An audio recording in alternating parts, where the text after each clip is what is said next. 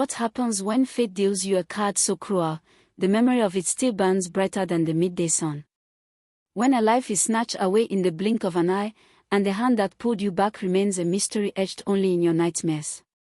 We all believe in saviors, but what if the one who held your broken world together was never meant to be seen? In the dusty plains where the savannah meets the concrete, a desperate choice was made, a choice that saved one life and hid another. This isn't just a story about a rescue. It's a story about the agonizing distance between the face you see in a moment of crisis and the true soul hidden beneath the sacrifice. Before her world shattered and was pieced back together by a ghost, there was Abigail. A daughter. A bride-to-be. A young woman with a future as bright as the morning star. Welcome to Stories by the King, where every story carries a heartbeat, and every truth demands to be heard. Now, before we begin, where in the world are you watching from? Is it morning in Lagos, evening in Nairobi, or midnight in London? Drop your location in the comments below, and don't forget to hit like and subscribe. Now, lean in. Because this isn't just about what happened, it's about what it means. The air in the marketplace of Owerri, Nigeria, was thick with the smell of roasting meat, sun-dried fish, and the vibrant, metallic clang of daily commerce. Abigail, barely 22, moved through the throng with the purposeful grace of a young woman destined for great things. She was engaged to the son of a prominent politician, her dowry settled, and her life mapped out like a golden scroll. Her father, Mr. Adikana, a stern but devoted man who had built a small empire from nothing, watched her from the balcony of his textile shop, his chest swelling with pride that bordered on silent worry. He had taught her since she was a child, in this world, you must choose your steps with the precision of a hawk, for the ground is always shifting. That day, the ground was about to give way entirely. Abigail had just finished bargaining for a bolt of deep indigo fabric when the world around her turned into a terrifying, screeching blur of metal and screams. A large, overloaded goods lorry, its brakes having failed catastrophically on the steep market road, barreled down the street, an unstoppable engine of destruction. People scattered like frightened birds, but Abigail, momentarily paralyzed by the sheer volume of the noise and the impossibility of the danger, found herself frozen directly in its path.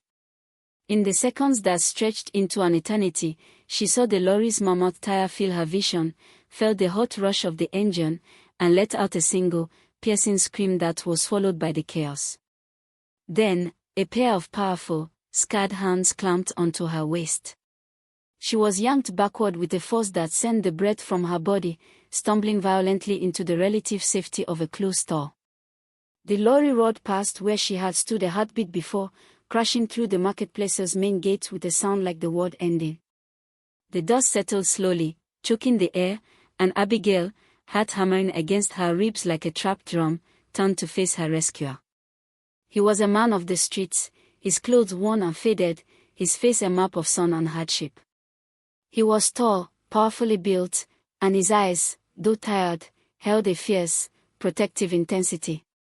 His name was Chinedu, though he was known only to the market vendors as the Shadow, a man who took odd jobs and slept where he could.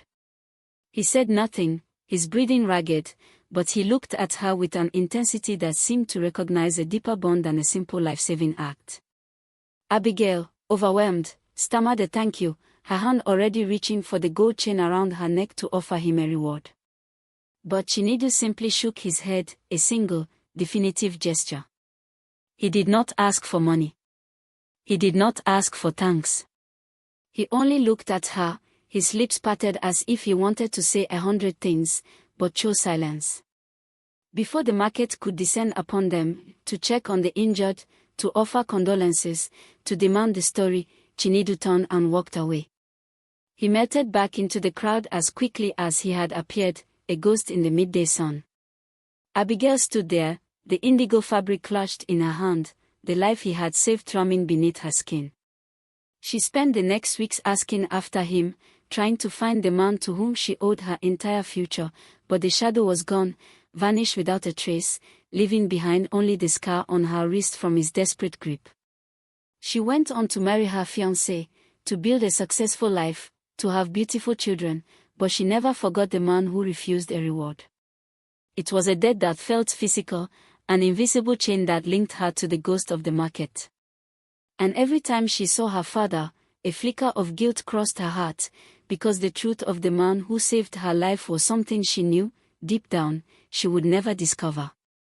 Until a chance encounter years later changed everything. 15 years melted away like shea butter in the Lagos heat. Abigail was no longer the nervous young bride, she was now a formidable woman, a mother, a successful businesswoman, and the corner of her late father's flourishing textile company. Her father, Mr. Abigail, had passed on 5 years prior, leaving her the company with the single instruction: never forget where you came from, and never forget those who have less. She had honored his memory through charity, but the ghost of her rescuer, Chinedu, still haunted the edges of her success. She often wondered if he was well, if he needed help, if he even remembered the woman whose life he'd snatched from the jaws of death. One breezy afternoon, driving her sleek black SUV into the gated compound of her company's expansive new headquarters in Ikeja, she saw a new face at the security gate. The gateman, dressed in the crisp, starched khaki uniform, was a man whose shoulders were broad but slightly stooped with age. His face was weathered, and he greeted her with a respectful but distant nod. As she waited for the gate to glide open, the sun caught the side of his face, illuminating a distinctive, deep scar that ran from his temple and disappeared into the collar of his uniform. The sight sent an ice-cold shiver down her spine, a sensation that had nothing to do with the air conditioning. It was a familiar scar, one she had seen in her mind's eye 1,000 times. Later that week, she found a reason to speak to him beyond the usual pleasantries. She called him to her office under the pretense of discussing the new security procedures. The man entered her spacious, air-conditioned office, cap in hand, his eyes focused on the floor.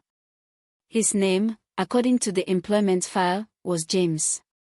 But when he looked up at her, briefly, the eyes were unmistakable, tired, deep-set, and fiercely intelligent, the eyes of the shadow. "James," she began, her voice barely a whisper, "I must ask you a personal question. 15 years ago, in the Owerri market, I was almost killed by a lorry. A man saved me. Do you know that man?" James did not move. His face, trained to impassivity by years of hardship, remained unreadable, but a muscle twitched near his jaw. "Madam," he said, his voice gravelly and low, "Owerri is a big place. Many people are helped every day." The denial was too quick, too flat. Abigail leaned forward, her heart aching with the weight of that old debt. "The man had a scar, James. Just like yours. And the way he held me, the force of his grip. I remember it every night. You saved my life, didn't you, Chinedu?" The name, spoken after so many years, seemed to physically wound him. He flinched, and his eyes, finally, lost their mask of indifference. Tears welled in the corners. "Please, madam," he begged, his voice cracking, "do not call me that name here. I am James. I am the gateman." Abigail realized that this powerful man, this savior, was hiding. But why? She had to know the truth. She pressed him, her voice gentle but firm. "Why did you run away? Why wouldn't you accept a reward? I have spent 15 years trying to thank you."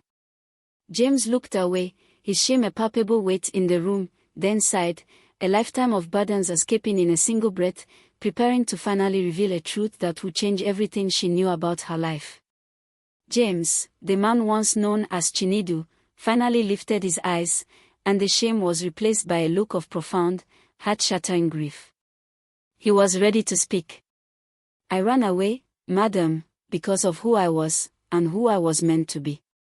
He explained that he wasn't just a laborer in the market, he was the son of Mr. Abigail's greatest business rival, Chief Okoro. Chinedu and Abigail's families were locked in a decades-long, bitter feud over land and resources, a conflict that had even led to veiled threats and sabotage. His father, Chief Okoro, saw the impending marriage between Abigail and the politician's son as a final, crushing move by Mr. Adekono to solidify his power base. It was a political defeat Chief Okoro could not stomach. The morning of the accident, Chinedu revealed, he hadn't been shopping. He had been there, lurking, on his father's orders. Chief Okoro, desperate to disrupt the wedding, had tasked his son with observing Abigail's movements to find a weakness, a way to shame the Adekono family, or perhaps, in the worst reading, to intimidate them into calling off the engagement. Chinedu had despised his father's methods, but fear and family loyalty had bound him. When the lorry veered out of control, Chinedu, seeing the sheer, raw terror on Abigail's face, could only see her as a human being, not the daughter of his enemy. His hands acted before his mind could, driven by a morality that was stronger than his father's poison. He saved her life, knowing that in doing so, he had doomed his own. He ran because if he had accepted the reward, or even spoken to her, Mr. Adekono, and certainly his own father, Chief Okoro, would have discovered him. Chief Okoro would have seen the act of saving his enemy's daughter as the ultimate betrayal, stripping him of his name, his inheritance, and perhaps even his life. Chinedu chose to become James, the shadow, a ghost without a family or a past, living in the anonymity of poverty, so that Abigail could live in the light. He had sacrificed his entire future, his status, his wealth, his identity, for the sake of one spontaneous, pure act of human kindness. Now, years later, when he was hired as a gateman at her company, he saw it as a kind of penance, a way to watch over the life he saved from a safe, distant remove. He was content to be James the gateman, a nameless guardian. Abigail listened, tears streaming down her face, the weight of the debt finally understood. It wasn't a debt of money or a simple thank you. It was a debt of a life for a life. She realized the man who saved her hadn't been a random stranger, but a prince in disguise, the heir to the rival kingdom who had thrown away his crown for her. She knew, then, exactly what her father's last instruction meant: never forget those who have less. She had found her shadow, but she had also found her moral truth. She did not fire him. She did not promote him instantly. Instead, she took his hand, looked him in the eyes, and said, "James, or Chinedu, you have watched over my life long enough. Now, it is time for me to watch over yours." In the following weeks, she quietly changed his life, ensuring his security, establishing a trust fund, and securing his place as a trusted advisor to the company, no longer just a gateman, but a partner. She did this not for herself, but because she finally understood the depth of the heart that had chosen humanity over hatred, and that was the greatest inheritance of all. Abigail's life did not become simpler or easier, but it became truer. She had spent 15 years trying to pay a debt, only to realize that the repayment was not material but moral, to honor the sacrifice by living a life worthy of it. Her savior, Chinedu, remained a quiet, trusted figure by her side, no longer the shadow, but a living testament to the power of a single, selfless choice. The man who was forced to lose everything gained everything back, not a kingdom of wealth, but a kingdom of peace. The greatest truth of all is that the heroes of our lives are often disguised in the clothes of our greatest fears, or even our enemies. Not because of what we stand to gain, but because we choose with our character. And a heart that chooses humanity over hatred, sacrifice over safety, and kindness over comfort, will always find its home. If this story moved you, hit like, share it, and tell me in the comments, if you had to lose everything you were born into to save a single life, would you do it? Subscribe to Stories by the King, where every story carries a heartbeat, and every choice carries a lesson. This is Stories by the King, where truth heals, and courage finds its home.